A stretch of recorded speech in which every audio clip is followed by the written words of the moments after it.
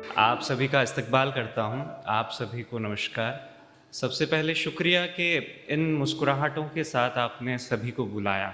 अब ये मेरी बदकिस्मती है या शायद कुछ और कि मुझे कभी इश्क नहीं हुआ। मोहब्बत शायद मेरे नसीब में नहीं थी या मोहब्बत के काबिल मैं नहीं था, इसलिए नितिन जी जितनी अच्छी चीज़ें तो सुना नहीं पाऊँगा। और एक चीज़ है कि मेरा जो सोचना है, क्योंकि मुझे खुद से मोहब्बत ज़्यादा है, मैं खुद से बहुत प्यार करता हूँ, तो खुद से बातें करता हूँ। और कई बार क्या होता है कि कुछ बातें ऐसी होती हैं जो अटक जाती हैं, कहीं नहीं जाती।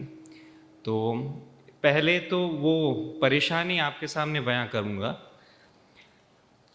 ना कह पाना, ना कह पाना गिला है या घुटन, ना कह पाना गिला है या घुटन, अफसोस इस बात का है, बात ज़हन में तो है पर ज़बां पर नहीं। बात ज़हन में तो है पर ज़बां पर नहीं, क्योंकि अक्सर इश्क पेशो पश में वक्त निकल जाता है। क्योंकि अक्सर इस पेशो पश में वक्त निकल जाता है पर बात रह जाती है। बात वो जो कहनी ज़रूर थी पर कही ना जा सकी। बात वो जो कहनी ज़रूर थी पर कही ना जा सकी, और कम वक्त बात रह गई। और इंसान हमेशा, क्योंकि मैं अपना परिचय इस तरह से देना चाहूँगा कि मैंने हाल फिलहाल में एक समय था जिस समय मैं एंजाइटी से बहुत ज़्यादा लड़ रहा था। एंजाइटी अटैक्स आते हैं मुझे, कुछ दिनों पहले ही वापस ये दौरा पड़ा था। तो एक परेशानी रहती है कि इंसान जब ढूंढने चलता है कि कौन उसके आसपास है या कौन उसका है, तो उस पर कुछ लिखा था जो मेरी खुद की कलम से है, कि कहने को हर कोई है, कहने को हर कोई है पर हकीकत में कोई नहीं। कहने को हर कोई है पर हकीकत में कोई नहीं, सुनने को फसाना है ज़िंदगी। हम कहते हैं वो मेरा है, सब मेरे हैं, पर कमबख्त कौन है किसका कोई नहीं। पर मेरे पहलू में कुछ है जो मेरा अपना है, पर मेरे पहलू में है, मेरे पहलू में कुछ है जो मेरा अपना है। मेरा वो आंसू जिसे मैं बहाना चाहता था पर कमबख्त आंख की पुतली में ही दबके रह गया। मेरे अल्फाज जिसने किसी का सहारा चाहा पर कोई भी कंधा उसे खाली ना मिला।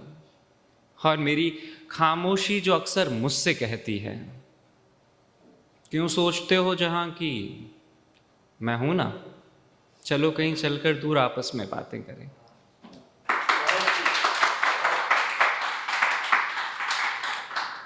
कहते हैं कि एक फनकार के लिए तालियां बहुत वक्त रखती हैं, और पैसा मिले ना मिले, शोहरत मिले ना मिले, लेकिन शाबाशी मिलती रहे, बस यही आपसे इल्तिजा है।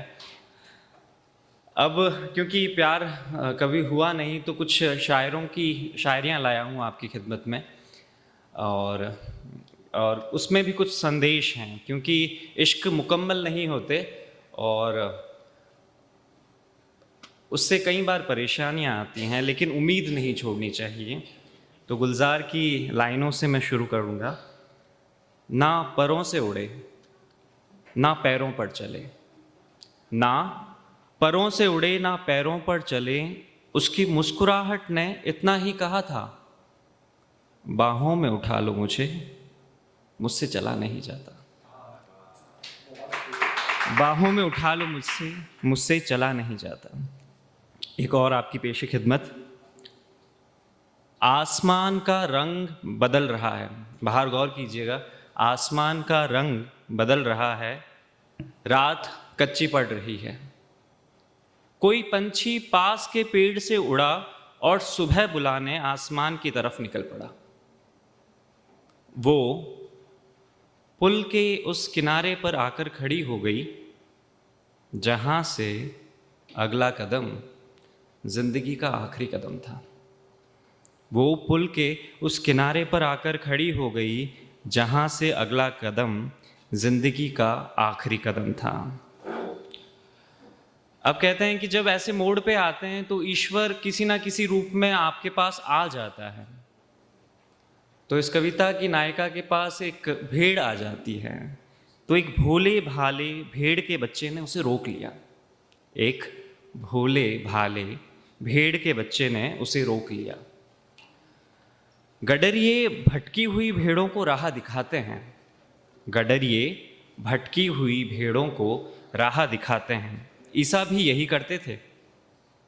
उसका हाथ पकड़ उसे अपने घर ले गया वो।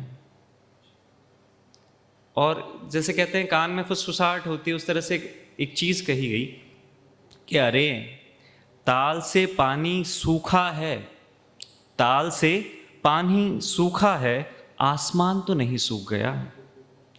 फिर मेघ आएगा, फिर जल भरेगा। चल